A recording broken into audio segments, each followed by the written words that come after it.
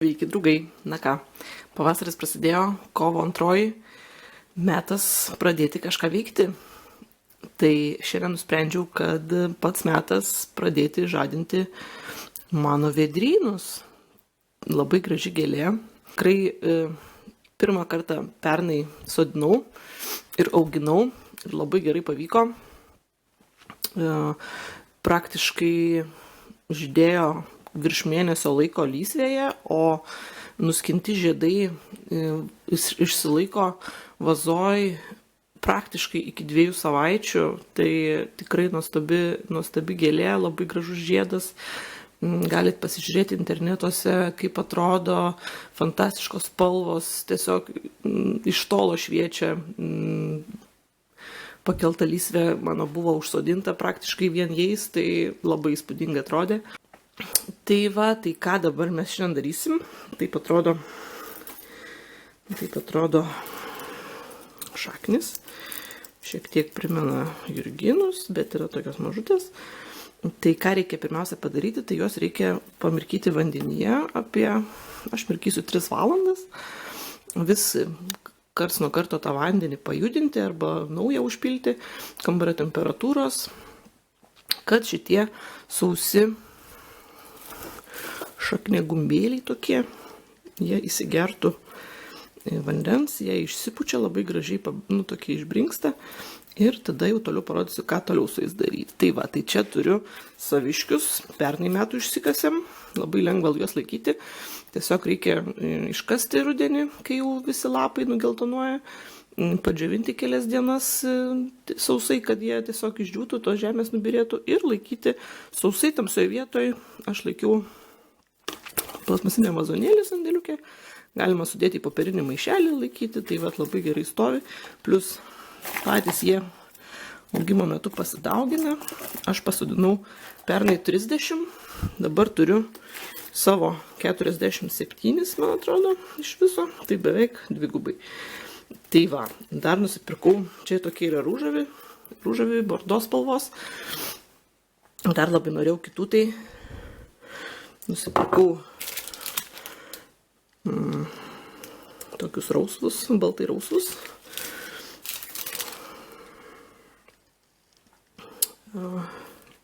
Geltonus.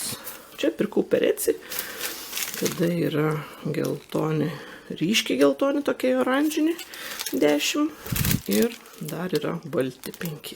Labai jau nekantrauju, kaip jau jie man sužydės gražiai. Tai va, tai užpilam vandeniu, parodysiu kaip atrodo ir po 3 valandų nupilam tą vandenį. Na va, dar parodysiu kaip atrodo skirtingų rūšių. Va, tokie mažiukai, tikrai nebijokit, kad jie tokie atrodo mažučiai. Iš jų išauga didžiulės gėlės, gražios, stiebai ilgi, praktiškai 30 virš centimetrų.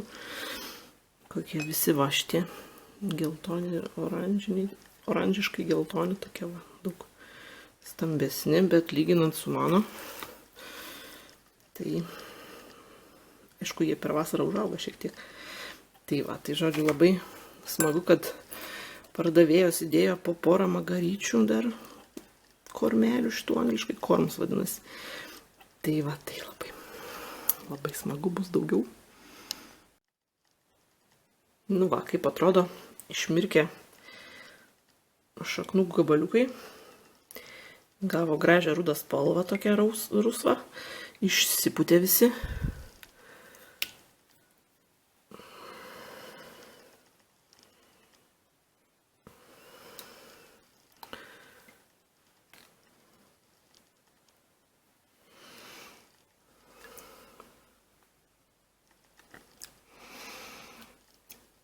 Dabar pasiruošiu čia žemės, jinai yra sudrėkinta, bet nešlapia tokia.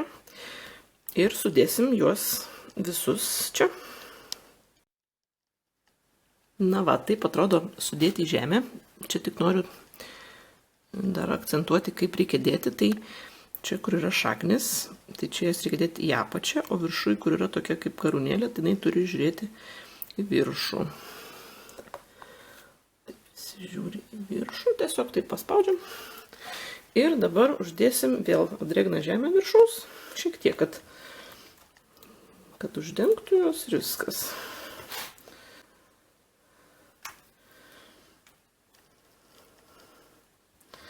Nereikia labai storai apkloti, kad jie ten būtų po didelių sluoksnių, tiesiog šiek tiek. Čia maniškiai su tokiais koteliais, tai kotelį gali žiūrėti, gali būti išlindę.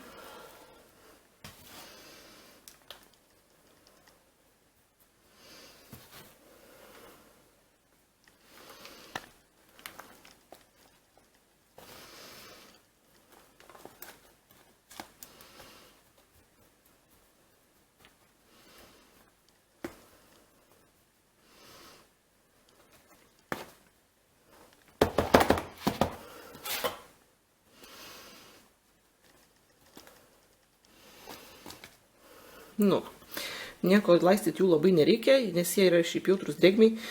Tai va, tiesiog uždėti ant viršaus ar maišelį, ar va tokį antrą ant viršaus kaip dangtelį, kad būtų kaip šiltnamiukas.